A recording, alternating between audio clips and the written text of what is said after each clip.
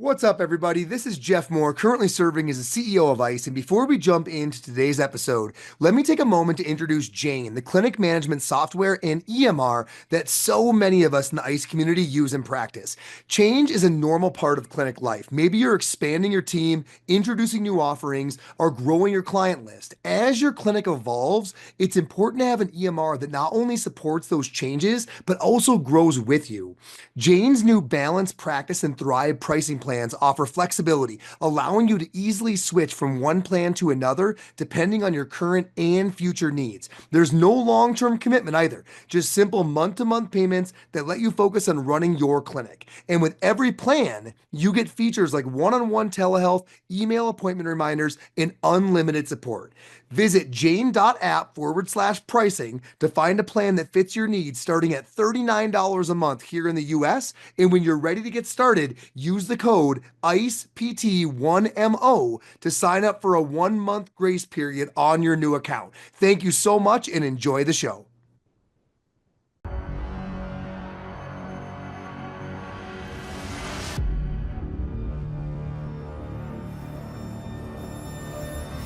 Annoushka, what is your favorite hike of all time? What's the best hike you've ever taken? Possibly Highland Trail to Glacier Overlook out in Glacier National Park. Okay. How long? How challenging? What are we talking about here? I think it was like 11 miles round trip. That's a day. Yeah. Did you camp or did you knocked it out? Yeah, just out and back. But Highland Trail is just like on the ridge line of, so it's just, you just see, it's just so beautiful. Yeah. And like Glacier's just so beautiful in general. So I think that just takes it for sure. And the lookout point, if you're looking at Glacier Overlook, is like, you're seeing 3 different lakes and just like different colored mountain ranges. It's just amazing. Say the name again of the hike. It's Highland Trail to Glacier Overlook. I'm pretty sure is what the end of that is. You heard it here, folks. If you're up north in the northern part of the country, that park is worth seeing. Like even just going to the Sun Road, like just driving through is ridiculous. Yeah. So I've gone 2 years in a row and I spent 3 days hiking the first trip and 4 days hiking the second trip. And there's still so much more to see. So much more. Just like amazing glacier water. I've jumped in lots of very cold water and love that. Yep. Have you been to the Canadian side? Have you went across? No, I haven't gone up there yet. I hear it's gorgeous. I haven't either. I was supposed to go out in I think it's 2018. Yeah. We had a trip planned and everything. My passport had to be renewed. I sent it in with an expedited renewal. Yep. It came halfway through the trip. Love that. So I did not make it. Sometime soon. Yeah. Love it. Annoushka, we're going to chat about a very different topic for us because we're going to chat implementation of the fitness forward principles, but in a neuro population, older adult / neuro population. Give people some perspective on your day-to-day, like why we're going to go in that direction. Maybe even feel free to tell us a bit of your clinical history, but certainly what you do now and kind of what your day-to-day looks like. Yeah, I'll kind of start with my background. Cool. So I started my career in 2020 during the COVID shutdown. I was supposed to start at an inpatient rehab hospital that I worked at the Colorado Springs location, and then I was going to do the Phoenix location. Okay. And they stopped. They had a hiring freeze, so they could not bring me in. Yep. And so I was just like looking for jobs. I ended up at this outpatient clinic that was more so outpatient ortho, but they did see a wider variety of things. Okay. I went into that interview and I was like, I want to do neuro. Is that okay? And are you going to help me facilitate that here? Yeah. And I had a great boss. He totally was like, yeah. I ended up with like 75% neuropopulation in there, but I treated everything from pediatrics to geriatrics to neuro to like amputees to balance from vestibular issues. So I got a really good background. Yeah. Then like fast forward 2 years later, I was like, okay, I really just want to focus on neuro. And that was a pivotal point because I was able to get into this clinic that I had interviewed at before, but because of COVID, they couldn't hire. Sure. And I got to really expand and like really use what I had learned at ICE because I had already taken ICE, I think level 1 at first for MMOA. Yep. Yeah, older adult level 1. And I really got to start like implementing that stuff. Then I got level 2 and I was like, oh, now I really get to do this because I Yeah. learned, especially with the considerations for the neuro population. And within the neuro population, you have a lot of older adults. For sure. So I just kind of ended up in this space of neuro older adult land. And it was perfect. Like what I learned in like older adult level 1 and level 2 just really integrated well into that. But when you have people with neurological considerations, you're like, oh, I may not be able to do like ABC with them. So I got to really expand, but I had a strength and conditioning background anyway. Yeah. So I was like, oh, I get to work with these like older adults that may or may not have been exposed to any of this in the past, and got to really hone in on like where I wanted to be with that neuro population and see, like, I really love working with people with Parkinson's disease and post-stroke. Those are probably my top 2 demographics. What is it about these patients? Because you kind of came out with neuro interest, which in our world's a bit rare. Like we do so much outpatient ortho stuff. Yeah. What was driving that? And then it even strengthened 2 years later. Like, no, I really want to work with neuro. Like, what is it about the neuro population that draws you? I think it's just not that you don't gain value or show value or help people just in any demographic that you're working with, but helping someone relearn how to walk. Yeah. Or be able to just like do their everyday tasks when they haven't been able to. I found so much like intrinsic value in that. Like if you're teaching someone how to walk, especially post-stroke, Yep. they are going from being completely dependent to possibly like modified independent or independent. And I was so happy, like just coming out of that. As a student, I did my inpatient rehab rotation, and I had a patient who was younger. He had a hemicraniotomy, and he, after a stroke, and he could not even move his leg. We were just sitting on the edge of a table one day, and I was like, okay, we're going to work on kicking this ball. He could not kick the ball, but we put NMES on him, and he was able to kick the ball. Literally starts crying. He was an ex-police officer. Like, he's a big dude.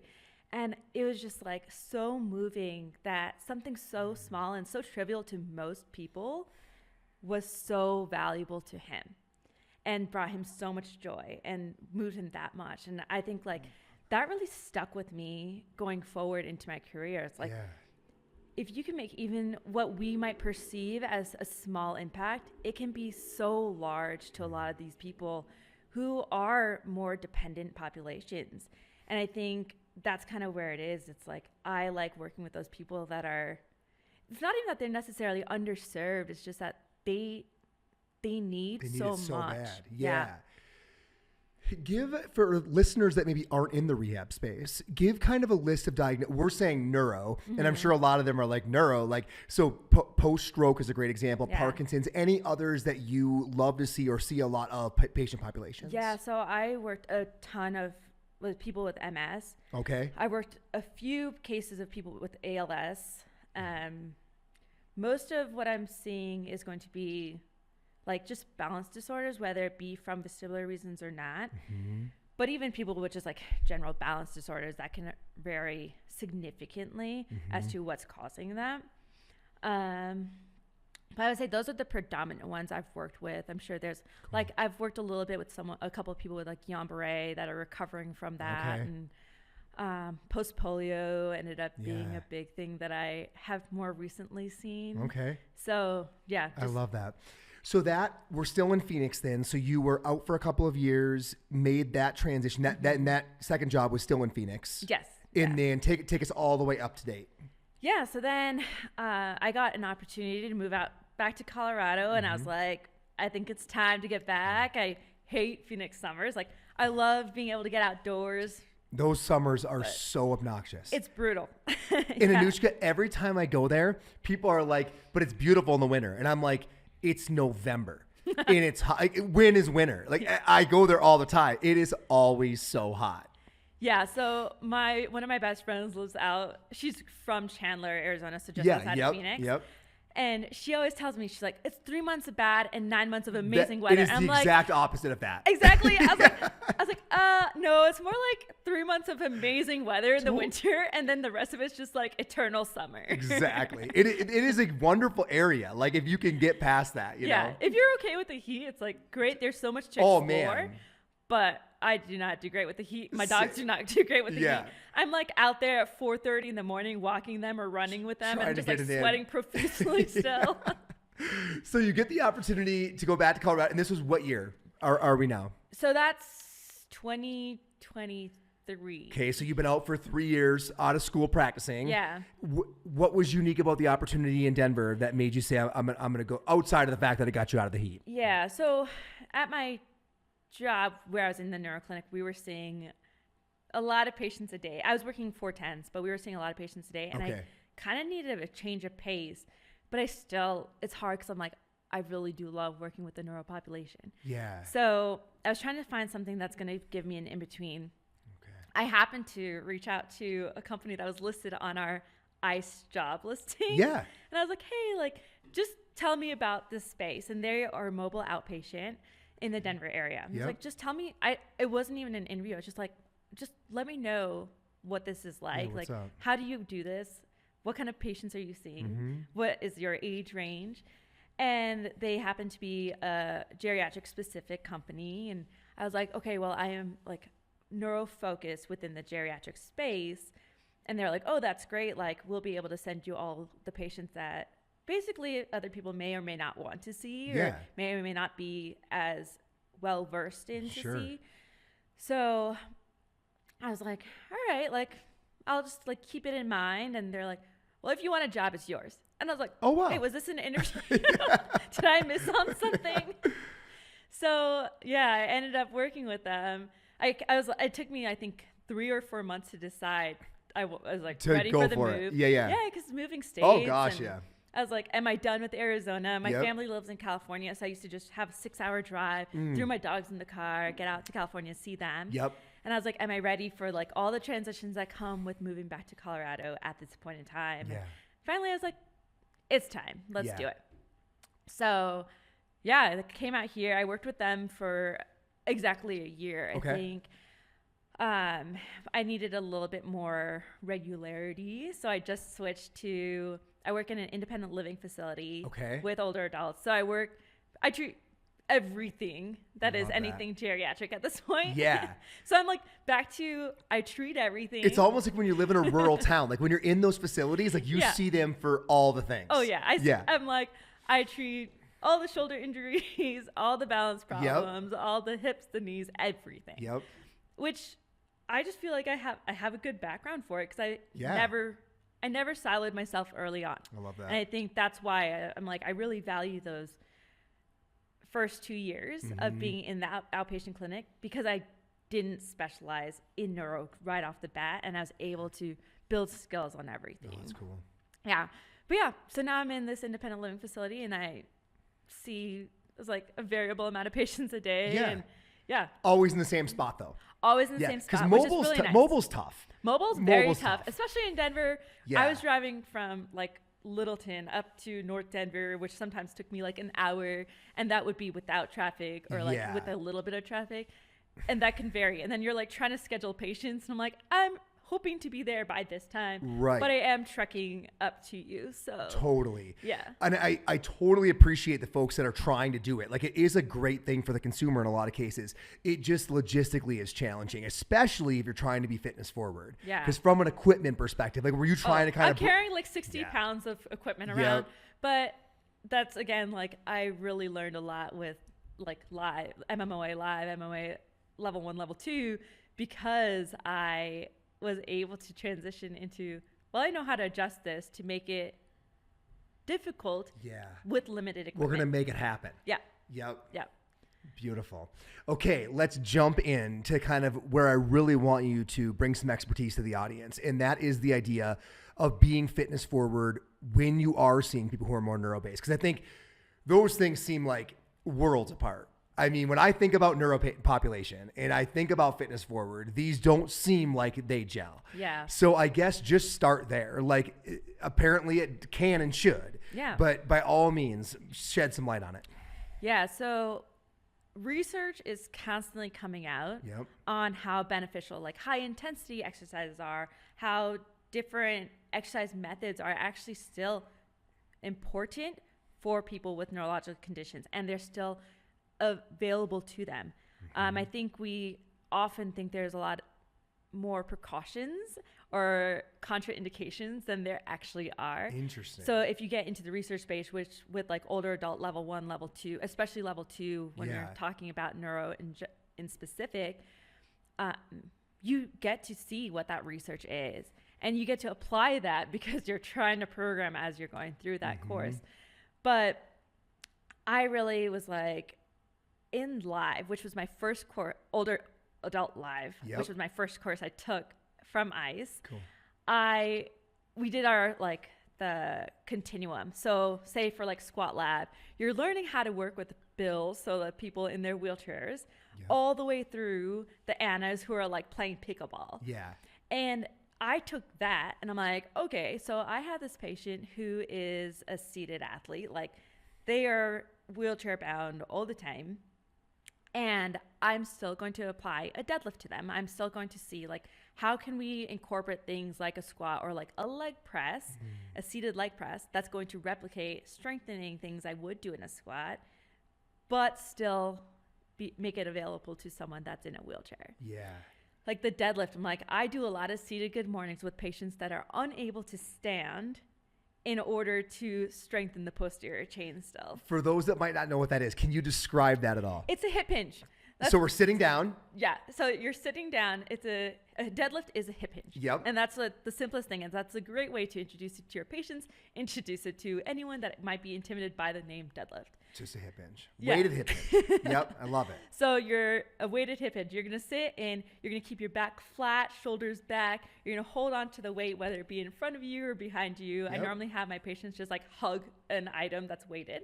And then they just lean forward in their chair with a flat back. Yep. And then I'm like, and then you just sit back up. And that's as simply as I describe it to them. That's exactly how I go through it. I'm like, we're not going to complicate this. We're just going to make it as simple as possible, especially when you have older adults that lived in, like I work with a ton of 90-year-olds.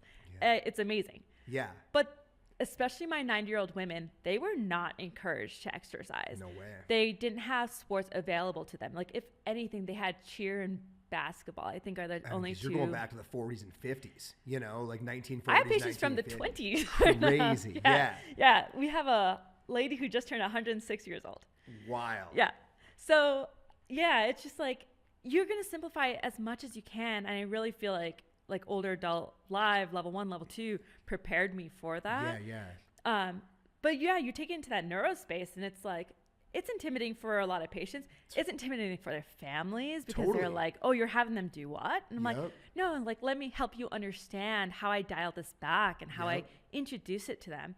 And then it's like, when it becomes appropriate, I can progress it. And I know how to progress it because I've had that background. Yeah. But like, I'll take the deadlift. So I have someone that's seated and I do just a weighted hip hinge.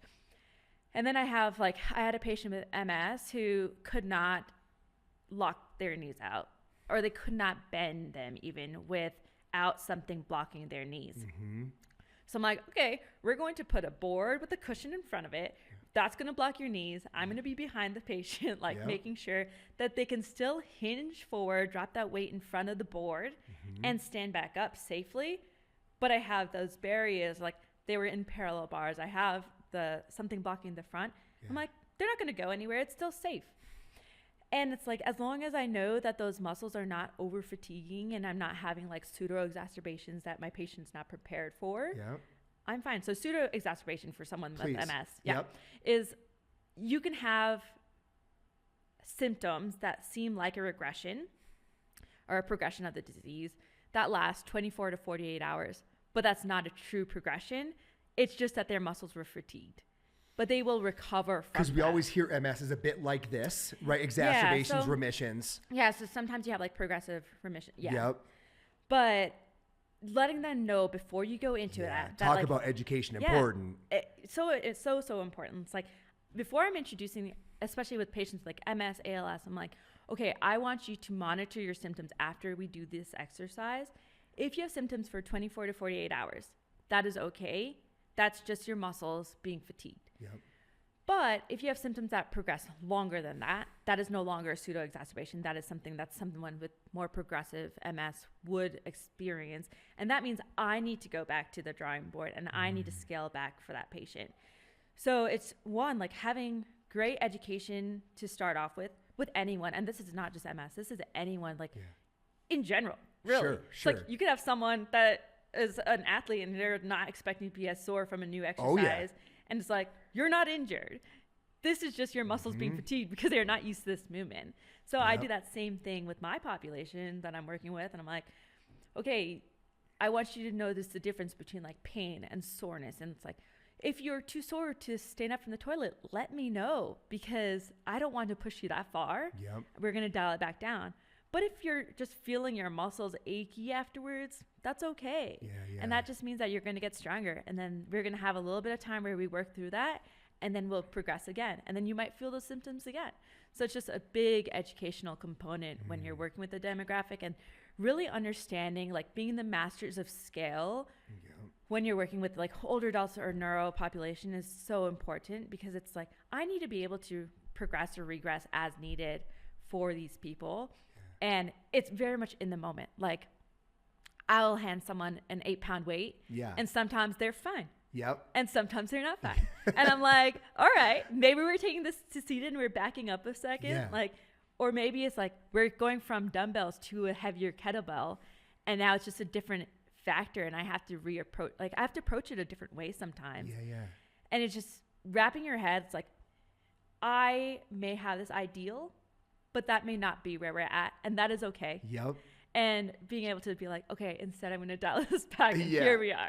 I love that quote from Mike Tyson, right? Everyone's got a plan until you get punched in the face, right? Yeah, like you go in thinking this is going to go really well. I want to back up. You said, and I think it's worth spending a little bit of time on it. You said that people probably perceive there's more contraindications to loading and exercise in the neuropopulation than there really are. Can you give us a few examples of like where maybe there's some misinformation or that PTs feel like, oh, I can't do this with folks? Are there certain things that you're like in, you know, whether it's stroke or whether it's Parkinson's, where you're like people feel, or MS, people feel you can't when really you can? The research shows you can. Yeah, I mean, let's take high intensity interval training. It has... You'll have a lot of people that will put their patients on the new step. Yep. And they're totally going on the new step. We always rag on the new step. The new step can be great. It can be That's great. what you all say. Yep. Yeah, it can be great. But more often than not, unfortunately, it's earned the reputation it has. It's just like, this person's coasting. Totally. And I will call my patient out on that. I will be like, we're not coasting by the beach. We're pushing. Yeah. But you take that and people will be like, well, this person needs to warm up. I'm like, yeah, that's okay. So like have them go like a minute or two easier, but then ramp it up. Like the research 100% doesn't say that they have to be on there for 10 minutes at an easy pace. Living in zone 1 and 2. Yeah, living in zone 1 and 2. So it's like, know that, yes, the research says you got to warm up, but then go further, push further, do more. It's like, you need to, it takes a little more effort as a clinician to be like, okay, we're there. You're like, you have to be their cheerleader. You're pumping them through. I'm over there like ramping up and down levels on the bike for my patients so that they're doing intervals and pushing. Yeah, we're it's still so doing good. intervals. And it's like, yeah, it might be a little bit more effort on my part, but the research says that's going to improve them. Yeah. So that's what I'm going to do because I am an evidence-based clinician and as we all should be. Yeah. And the research does say it's like, if you have that high intensity interval, especially in the neural population, you increase BDNF, which is going to help you with neuroplasticity. It's a protein that helps improve neuroplasticity. So I'm going to push that like intensity early on. And are you finding some of these folks willing to get after it? Well, you have all the spectrum, right? Like I have those patients that are like, I'm fine at level 5. That's it. That's all I want to do. And I'm like, okay, I meet you where you're at. For sure. But then I had those patients where I'm like, they're a little bit nervous about it, but I was like, don't worry. Like if I'm seeing that it's not right for you, I can adjust that again, right? Like it's like maybe I started off like I use the SciFit a lot right now. And I'm like, I'll have them doing intervals like level 4, level 7, a minute at a time, back and forth. Sometimes I'm starting to see that their RPM, so their rotations per minute, are dropping. Yeah. And I'm like, okay, so maybe I'm going to adjust my levels so that I'm keeping them at that intensity. I know if my patient's talking to me during this, like, they're not pushing that intensity. Yeah. So I'm going to change that around. But like, that's probably the first thing that I'm looking at is research says. Do you educate them on that? Like, look, BDNF is a critical molecule to be able to stimulate some of this neuronal healing. Do you get into that with your patients or their families? Like, do you talk about, this is why I want to push into this space? Yeah, I usually do, especially if I'm met with resistance. Yeah. I would say I'm an overeducator more than not. Yeah. I always say, like, if I have a student, it's like not even a big deal to me because I'm so busy You're educating already my doing patient that thing. that it's just like another person listening in on Yep. me, right? But yeah, I think especially when I'm at with resistance, I'm going to take that time and explain to them why. Yep. Because that why is so important. And at the end of the day, it's like, I know what their goals are because we've talked about their goals in their initial exam. And I'm like, this is why I want you to do it. It's not a personal agenda. Yeah. It's 100% tailored because I want you to get to whatever you want to do again. And this is how we're going to do it. And this is what the research says. A lot of my patients know that I teach with ICE, and I'm like, this is what I'm teaching out in the field. Yep. It's not just like a me thing. Yeah. The research says this is important. And usually I can get at least like 75% of them to be like, okay, we're good. Let's do it. And it might be that I'm scaling it to start, and then I like blow up and we're like, we're going for it. We're getting after it. Yeah. But then they see those improvements when I'm doing progress notes and everything. Yeah. And that's just another incentive for them to be like, okay, we're going to keep going with this. And I understand that. I love that. Let's dive into two populations, and I want to update kind of physios out there and patients that listen to this because it's very broadly listened to. And let's chat about post-stroke first. Mm-hmm. How do you, because that one I think does create a lot of fear. Like, I mean, it was a brain bleed. Can I really get their heart rate up? Like, that means their blood pressure goes up. Like, what are we okay to, how do you know? So when you've got that stroke patient, maybe looking at acuity, versus, timeline, how do you know I'm comfortable doing this? What's the process to get you as a practitioner to be like, I'm comfortable in this post-stroke patient, pushing the intensity a bit, knowing that blood pressure is going to go up? What guides you on that? What does the research say? Where are we at with that post-stroke fitness forward stuff? Yeah, I mean, vitals are vital, right? Yep. Like, we preach that, especially in live, like we talk about that a lot. But then even when you're talking about in older adult level 2, it's like vitals are vital. Yep. I'm going to check their blood pressure. Yeah. Respiration rate too. Are you getting a number of these, or is blood pressure really the critical one? Blood pressure is probably the biggest one I look at, but I get blood pressure, heart rate, for sure, and oxygen. Sats, yeah. Yeah, oxygen stats. So blood pressure is probably my biggest driving factor when I'm going into high intensity. Yep. To start off with, because I'm like, what numbers are you like? I'm not going to do it. What blood pressure numbers get you a little bit wary of like, not today? It's usually like combinations. So anything like 150 over 90, I'm typically like, okay, we're going to maybe do something a little bit more casual first, and then we're going to drive intensity. And typically I can bring patients down.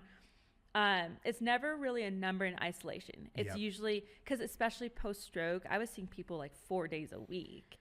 So if I'm seeing them multiple days and I'm seeing that their blood pressure continues to be elevated, that's usually when I'm like, okay, I need you to go back to your doctor and figure out what's going on with your blood pressure. Get this control. So we're going to stay a little bit lower intensity until I get that clearance of like, oh, that's fine. Yep. A lot of these doctors will tell their patients like, okay, if like 140 over 80 or 140 over 90 is your normal, and you're feeling okay, we're okay. Okay. So I look at blood pressure. If it is higher than I would like, I'm monitoring symptoms. And I'm like, are you asymptomatic? Because some of these people. What are you looking for symptom-wise when you're monitoring that? If there's any dizziness, and that's like high or low, if there's any dizziness, I'm looking at that. Yep. Headaches. If they're sweating to start, that's actually a big thing I've seen before where I'm like, okay, let's do something else first. Yep. But I think headaches has been the biggest thing. Yeah. And then dizziness on the lower end. I'm like, okay, let's do some like bicep curls first. Yeah. Before we get you things on the going. Yeah. Yeah. It's like before I get you on the treadmill to do this. And then do you you get this baseline, vitals are vital, you do the work, you say, hey, we're good to go, at least we're good to start. Yeah. Are you kind of reassessing during? How do you, you know? So depending on where we start at, I might be stopping them 5 minutes in to take vitals again, because I want to see if we're increasing or lowering, or if your confidence was made, like I need more data. Yeah. And that's, especially with someone that went into it higher, I'm probably the most cautious about that, because I know my people that like started lower, typically, except for a couple diagnoses, like typically they're going to elevate at least like 10 millimeters of mercury with exercise. So I'm like, oh, if we're golden you can get them now. there. Yeah, but my ones that are higher, I'm extra cautious of. Sure. So I'm like, okay, we're going to take it again at 5 minutes. And if I see that it's staying the same, I'm typically fine through that. If I saw that it elevated, I'm either bringing down the intensity, or I'm going to take them off if it's like really high, and I'm going to have them sit for a couple of minutes, reassess, and then I kind of go from there. But yeah, especially post-stroke, it's like make sure I take it again after, either after that high intensity or by the end of the session, because I don't want them going home with elevated blood pressure. Sometimes it's a matter of, okay, we're going to sit here for a couple of minutes, to reassess your blood pressure and make sure that you're okay, good to go home, and not going to end up with symptoms in the car on the way home. Totally. Yeah. I've got to think with these post-stroke patients, the high intensity is important for everybody, but I've got to think strengthening is a massive, I mean, and a lot of times, I mean, how many folks are you working with where you expect things to come back versus you're kind of working with what you've got? You know, I'm assuming you have a handful of each bucket. Yeah. I mean, even with my patients that are like 9, I've had patients 9 years out. That's actually where I started as a tech. Yeah. And we still saw improvements from that. God, that's encouraging to hear. Yeah. Typically what I'm seeing when I'm working with patients is you have a few that will plateau and you're just maintaining, or like they just need routine PT to come back and kind of get back to a baseline.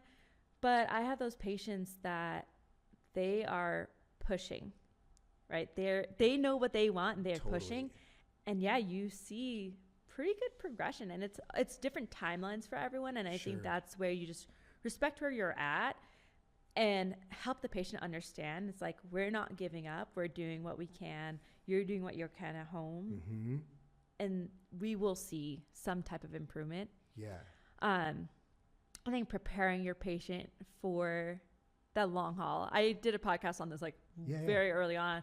It's like, you're in this for the long haul, 100%. Especially if you were more progressed with symptoms, it's going to take a longer time to come back. But if you have a trusting relationship, both back and forth with your like PT clinician patient relationships, you're going to have more value out of your sessions, because you're going to trust to do the things that like I'm pushing my patients to do.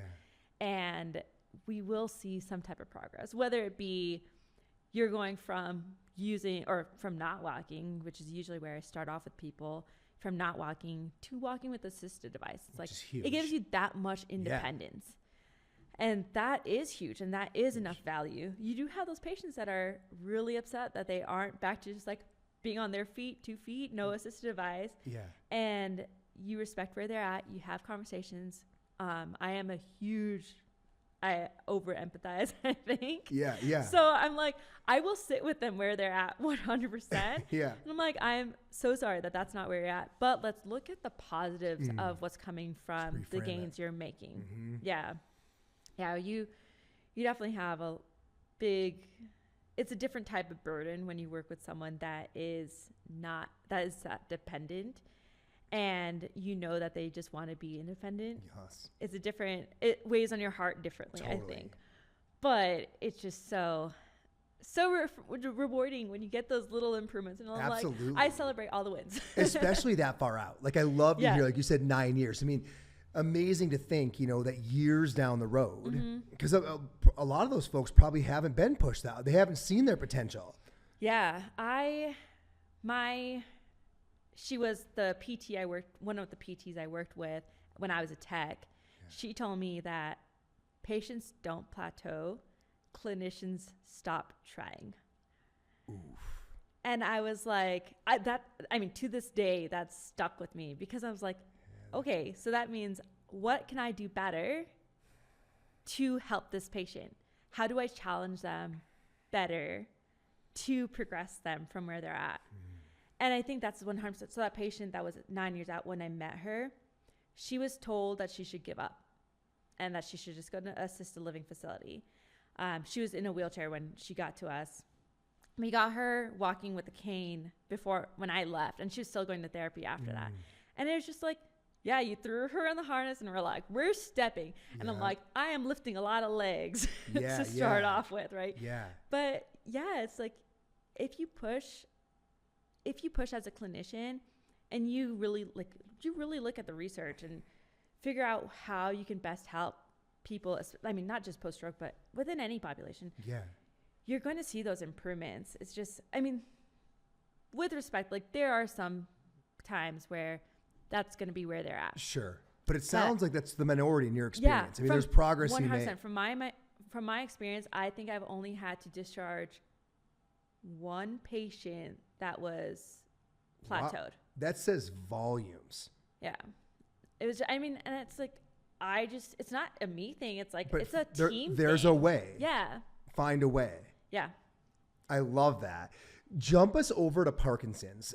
I'm honestly not overly familiar. I've probably got the lay person's like understanding of Parkinson's, but you know, where are we at? Like, because that one's so different than is post-stroke. Looking at these neurological issues where you're losing coordinated gait, you know, and we all know about these dopamine medications that folks are on. Are those getting better? I guess, where are we at in the Parkinson's space? Like, is it an area that's progressing? Is it an area where we've kind of accepted that it is what it is? What's our role in it? I'd love to hear more about it. I think you never accept it is what it is. Okay, right? I like that. Because that's back to our other lady's comment. Yeah. I was like, that's going to be your barrier. Totally. If you're like, well, this is just where you're at. Right. Then yeah, that's going to be where you're at. That's going to be where they're at. Yeah.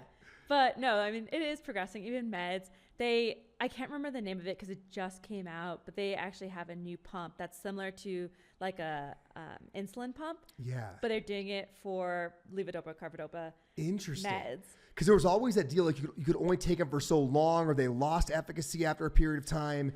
So the meds in general, there's some that don't have a drop-off period anymore, or are not supposed to have a drop-off period.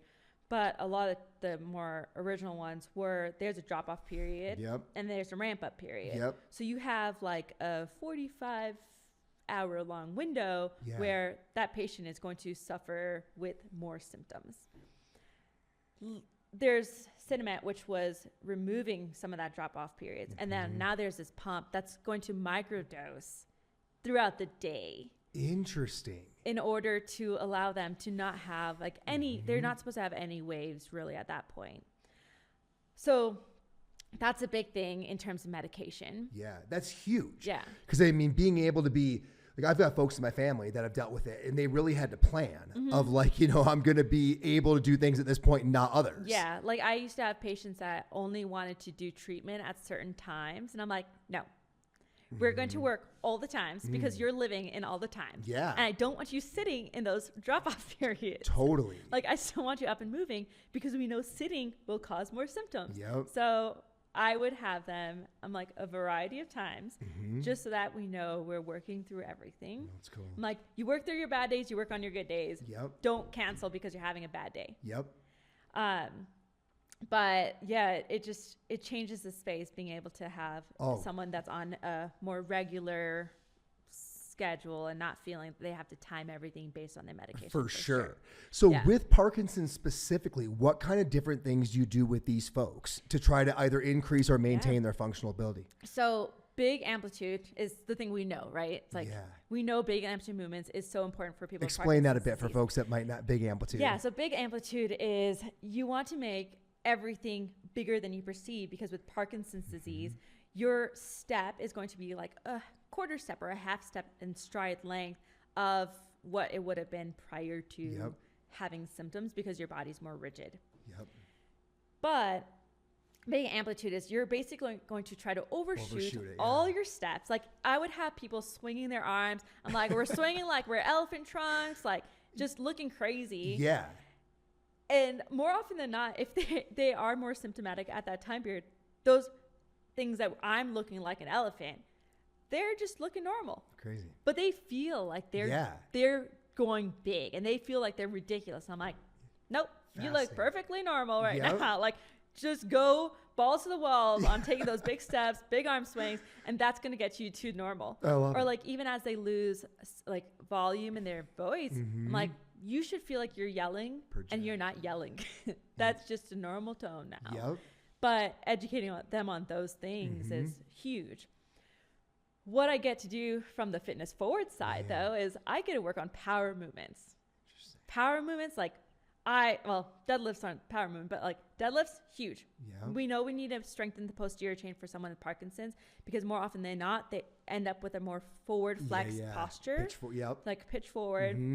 And then they have more losses of balance because they're so much more forward outside of their base of support. Yep. So I'm like, I know I'm going to strengthen their posterior chain. Deadlifts, no better 100%. Way to do it. Yep. Kettlebell swings. Huge. Kettlebell swings. Yeah, it's a big amplitude movement. Yeah, why not? Posterior chain, big amplitude. You're working your hip extension. Yep. I'm like, getting those patients to extend their hips fully with the top of this kettlebell swing. Love that. Is always a challenge. Yeah. But it's a fun way to do it instead of them being like on the floor just doing Cobra using band. all the time. Or doing like bridges all the time. Right. It's a more fun way to do it. So much more fun. And it's more fitness forward in general. It gets your heart rate up. It's great. Yep. So that's a big thing. But power jumping is huge. So we know we need to be able to take reactive steps to avoid a fall. Reactive steps are, so if you were getting pushed over, you take that extra step to avoid a fall, you're going to catch yourself. Yep. Most of our people with Parkinson's cannot move that fast to be able to take that reactive step. What better way to work on fast stepping than jumping?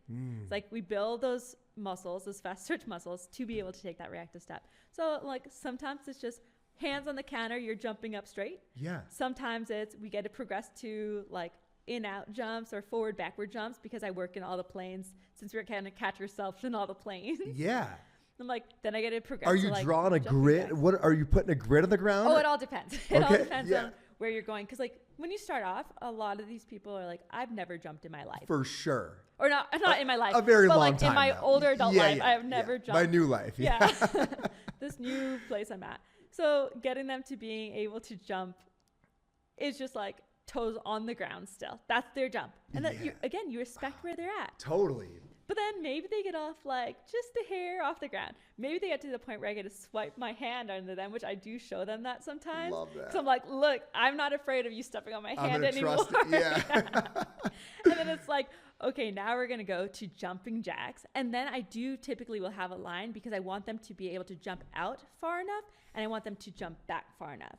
Okay. And giving them visual targets is actually really helpful in order to express that amplitude. Or sometimes I'm even having them like the lines further out because I know that they're going to shoot for those lines. Reach for it, and miss it. Yeah. But that's going to still get them where I want them to be and where they should be. So just targets are huge, but that amplitude is going to be really, really big. Doing things like, I obviously do reactive balance training with them. Explain that a little. Just you pushing them essentially, getting them off balance. So in the mini best test, there's postural reactive control as a component, and they stand. Let's say you're going forward. They'll stand with their feet hip width distance apart, arms down at their side. I put my hands on their shoulders. They lean into me outside of their base of support. Yep. I take my hands out and see if they can see if they can catch themselves. If not, I'm catching them, and that's fine too. That happens, especially in the beginning. But I will train that as a treatment. But how I start that is I will have them jump. So I know that they're working on that explosive before I have them reactive step. And it's almost like training their feet to be able to take that step. Yeah. And it makes them a little bit more successful. Yeah. And then they see that that is working. And then I'm like, now it's our HEP. You're holding onto the counter and you're jumping. And that's going to help you in your day-to-day because I'm not always there with my patients. Like I'm not going to be able to help them before they go out on a walk. I want them to prepare the things that they need to before they go out into their day. Almost ramping up that nervous system. Exactly. Yep. Yeah. Very cool. Awesome. Anything else on Parkinson's? There's been so much about like music and vision. Anything else that you're using that would be interesting to share? Yeah, I think like metronome training. I like using music instead of metronomes just because a metronome's a boring and pretty annoying sound. So annoying. But Or it's like if you ever played an instrument and you have like PTSD from Yes. the metronome, but they having something that sets a pace for them to Right. walk at to improve their speed is really helpful. And anything that pumps them up, that's going to make them like a little bit more joyous in their step Yep. is nice too. Yeah. But they do show that having that paced walking helps decrease some of that shuffling, stepping that not that you always see, but that you can see with Parkinson's disease. So that's a big thing. But yeah, I think like my biggest thing for Parkinson's is one, get them on the floor. So I do modified burpees to start. Why the emphasis? Why get them on the floor? Because they're going to wind up on the floor? Because they're going to, hopefully not, but more often than not, yeah, they're going to wind There's up a on the reality. floor. Yeah. And getting someone comfortable on the floor and getting off the floor is so valuable. Getting them comfortable to know like, okay, one, if you can teach them how to fall or like how to protect themselves in the case of a fall, that's really valuable because you can really save someone's head injury, hip injuries. Like we see so many hip fractures with falls. Let's protect that by giving them tools on how to fall. Yep. But then you get them on the floor and you're going to teach them how to get up off the ground. And now they don't have to call 911 to be able to get off the ground. Dude, how empowering too to be like, it's not the end of the world if I do wind up down there. I'm like, okay, we're going to crawl to the table because you may need upper extremity support. Sure. But you're going to make sure that they can crawl. Yep. Which can also be a feat with Parkinson's disease. It's just like getting that reciprocal motion, hands and knees. So you train that. You're crawling to the table. And now it's like, you know how to get up. Maybe you take a second before because you're a little bit in shock from falling. Sure. But you know how to get up. Got this, And you're going to use this. And you do not need help from someone else. And yeah, it's so empowering. Like building self-efficacy is a huge part of my job.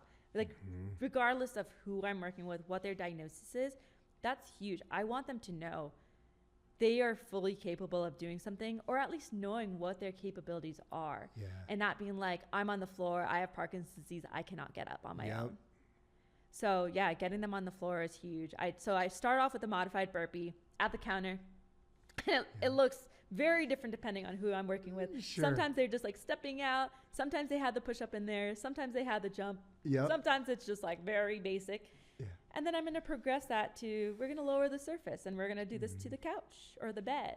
And then I'm like, okay, now we can shimmy our way down to the ground. Down we go. Yeah. So, and again, not everyone gets there, but working on whatever components you can of that is so valuable to these patients because any part that they can do on their own is going to be helpful to them.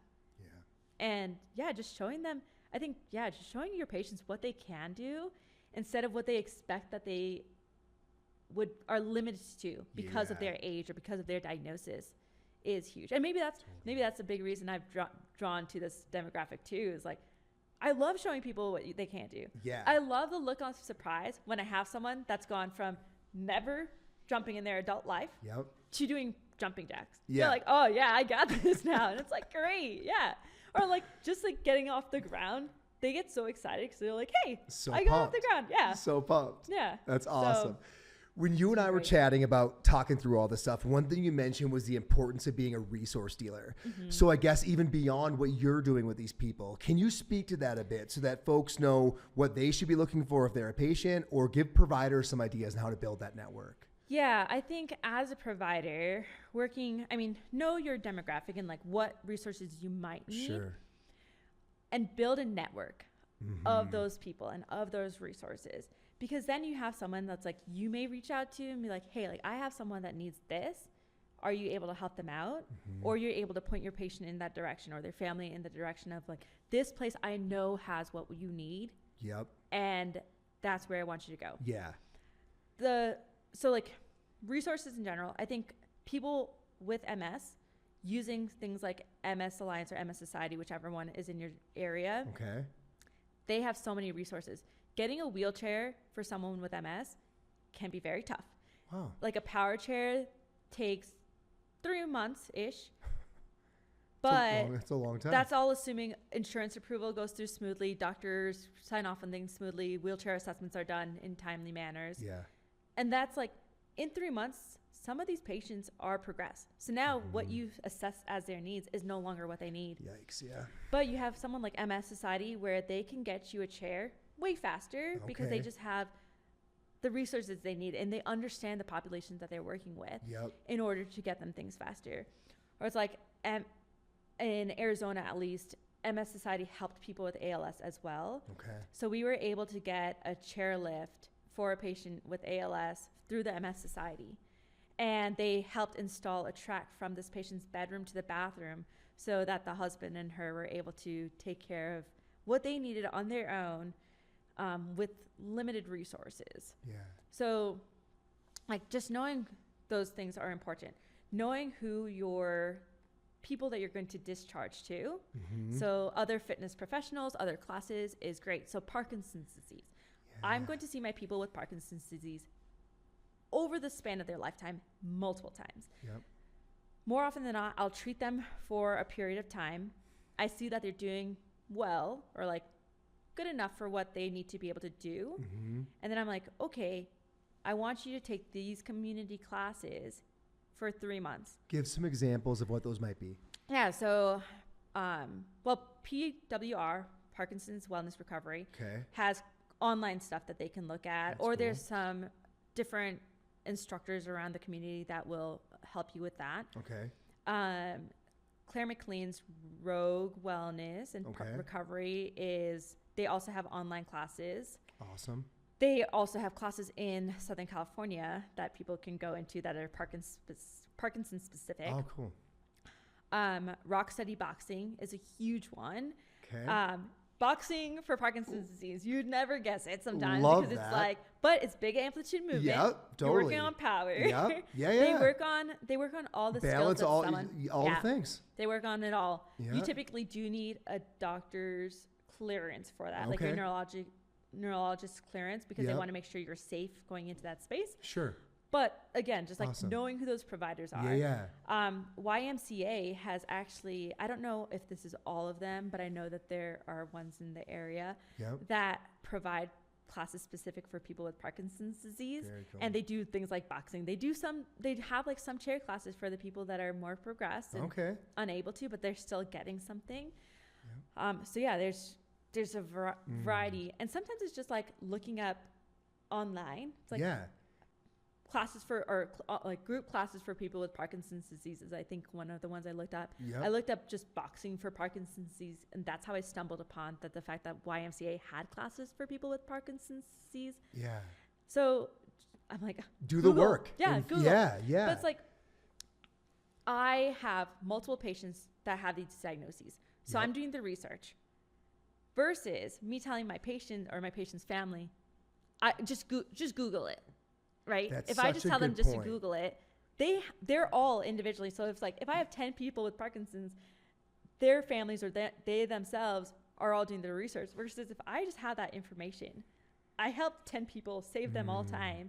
And especially these people they have a lot of things to manage. For sure. Especially, I'm like, you take any of these And a lot of times they're not sure what they're looking at when they pull it up. Yeah. Whereas you're going to have a really discerning eye of like, oh, that one really stands out as being evidence-based and solid. Yeah. Or and so in Arizona, I was able to go to the Rock Steady. Nice. So I saw what they did and I knew what was going to be, which patients of mine were going to be appropriate for it going into it. I also offered I did some trainings at the caregiver support groups. Sweet. So it's like you get involved with the community. And it's so huge for your patient when you're like, I know these people. Like it already feels a bit threatening or, it's new. But when you're like, hey, I know them. I've sent other patients there. Like that's a game changer. Yeah. Because we have the opportunity to build a really trusting relationship, especially for these patients. Like if you have someone that's doing LSVT Big, which is a program that works on big amplitude movements, and you have to see them 4 days a week for that program. You know these people well. I spend more time with some of these people than their kids do because I'm like, I'm seeing them all the time. Right. So I build that trusting relationship with them, and then they trust going to the things that I'm recommending or doing some of these things that I'm recommending because we've built that relationship. Yeah. Yeah. I love it. Okay, well, that is a ton of information across a lot of different things, from Parkinson's to MS to post-stroke. Anything you would finish with for all the PTs who are listening, all the patients who are listening, your passion for fitness forward in the neurospace is unique. You're blending worlds, I think, that have been waiting to be blended, and I love it. Anything you want to leave our audience with? Any words of wisdom? Any thoughts? I think the first thing is don't wait for permission. Because I think, like, I've had students tell me that our classes with older adult level 1, level 2 live have given them permission to push their patients. Like, don't wait for permission. Just do it. The research shows you're that monitoring you're able to their do vitals. You're doing the thing. Yeah. It's like, you know those components. Now you just have to apply those components. Yeah. And don't be afraid to push your patients. I think that's the biggest thing is, like, you can be so afraid of pushing these patients, but then you end up doing them a disservice. Totally. So yeah, it's like, monitor those vitals, make sure you're safe, you're setting your situation safe up so that your patients are actually safe, they're perceiving that they're safe, and then push. Yeah. They deserve you to overcome your fears and give them what they need. Yeah. Annoushka, I love it. Thank you so much. You're welcome.